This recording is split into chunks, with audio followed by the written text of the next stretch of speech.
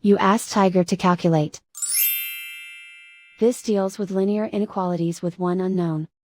The final result is x greater than 17 over 5 greater than 32 over 5. Let's solve it step by step. Group all x terms on the left side of the inequality. Add 2x to both sides.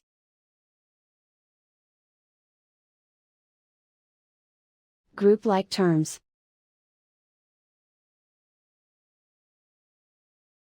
Simplify the arithmetic.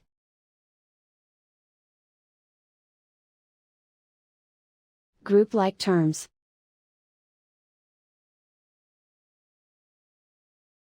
Simplify the arithmetic.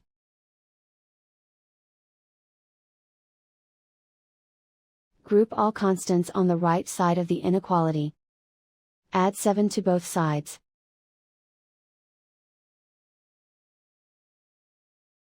Simplify the arithmetic.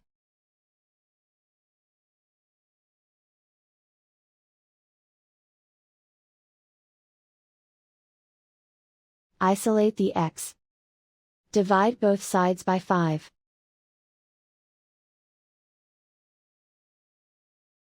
Simplify the fraction.